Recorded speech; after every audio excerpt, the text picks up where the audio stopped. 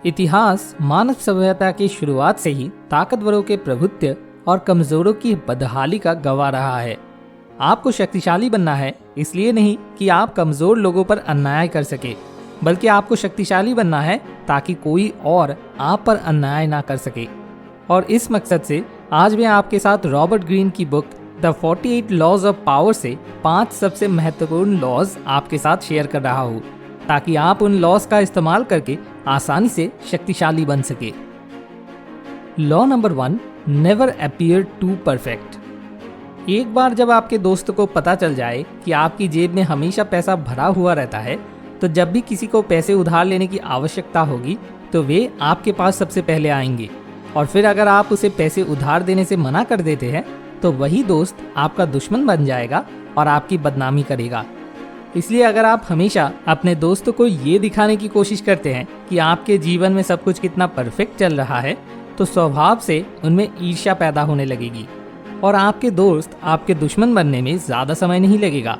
इसलिए अगर आप शक्तिशाली बनना चाहते हैं तो अपने जीवन की परफेक्शंस को नहीं बल्कि इम्परफेक्शंस यानी चैलेंजेस को अपने दोस्तों को बताइए और उन्हें ज़्यादा से ज़्यादा बताइए कि आपको उन चुनौतियों से लड़ने के लिए कितना तकलीफ उठाना और त्याग करना पड़ता है। Law number 2, work on the hearts and minds of others. भले ही आपका दोस्त कहे या ना कहे, हर दिन या कभी कभी अगर आप उसे उसका पसंदीदा खाना खरीद के खिलाते हैं जिसे वे अपने पैसे से नहीं खरीद सकता है, तो एक दिन अगर आप अपना असाइनमेंट उसे लिख देने के लिए कहेंगे तो वह खुशी खुशी आपके लिए लिख देगा। इसलिए अगर आप ये अनुमान लगा सकते हैं कि कोई व्यक्ति अपने दिल से आपसे क्या चाहता है, भले ही वे खुद से ना कहें, लेकिन आप उनके हाव भाव से अनुमान लगा सकते हैं और पूछने से पहले ही उसे वो चीज़ देकर उसका दिल जीत सकते हैं, तो वे आपकी तरफ एक ग्रैटिट्यूड महसूस करेंगे। और फिर इस तरह एक बार जब आप उसका दिल जीत लेते हैं तो आप उसे अपने फ़ायदे के लिए कुछ भी करने के लिए मजबूर कर सकते हैं, क्योंकि तब उसके अंदर आपके प्रति एक वफादारी का एहसास काम करेगा। Law number 3, strike the shepherd and the sheep will scatter. College में हर रोज़ अगर कोई ग्रुप आपको रैगिंग या परेशान करता है तो इससे बचने के लिए आपको उस ग्रुप के सभी लोगों से लड़ने की ज़रूरत नहीं है। आपको बस उस ग्रुप के लीडर को टारगेट करना है। एक बार जब आप उस लीडर को सबक सिखा देंगे तो बाकी ग्रुप वाले भी आपको संभाल के चलने लगेगा, क्योंकि जब आप लीडर को सबक सिखा देंगे तो बाकी ग्रुप वाले डर जाएंगे, क्योंकि ग्रुप के लीडर उनमें सबसे शक्तिशाली है। और अगर आप उसे सबक सिखा देते हैं तो आप उन्हें भी आसानी से सबक सिखा सकते हैं। इस डर के कारण वे फिर आपसे नहीं भिड़ेंगे। Law number 4, despise the free lunch.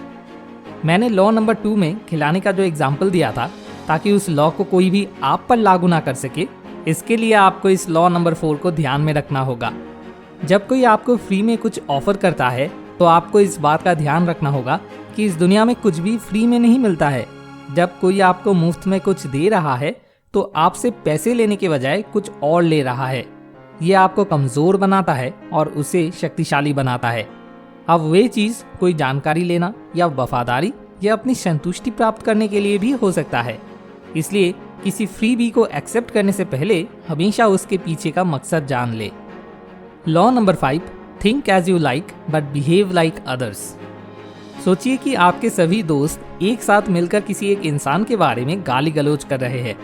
वे सभी उस इंसान के बारे में सहमत है, लेकिन आप उनसे सहमत नहीं है। लेकिन अगर आप इस स्थिति में अपने सभी दोस्तों के खिलाफ जाकर कुछ कहना शुरू कर देंगे जब सभी एक तरफ है, तो थोड़ी देर बाद वे सभी उस इंसान को छोड़कर आपको गाली देने लगेंगे। इसलिए आपको हमेशा अपनी जगह बनाए रखने के लिए सिचुएशन को समझकर एक्ट करना होगा। लेकिन इसका मतलब ये नहीं है कि आपको भी उनसे सहमत होना होगा, क्योंकि सिर्फ आप जानते हैं कि आप क्या सोच रहे हैं और इसे आपके सिवा कोई नहीं बदल सकता। इसलिए अगर आप किसी बात पर असहमत हैं तो इसे तब तक अपने तक ही रखें जब तक स्थिति आपके अनुकूल ना हो जाए। तो आइए आखिर में एक ही जगह पर चालाकी से शक्तिशाली बनने के 5 लॉस पर एक नज़र डालते हैं। Law number 1, never appear too perfect. Number 2, work on the hearts and minds of others. Number 3, strike the shepherd and the sheep will scatter. Number 4, despise the free lunch. And number 5, think as you like but behave like others. Thanks for watching. More wisdom, more solution, better life.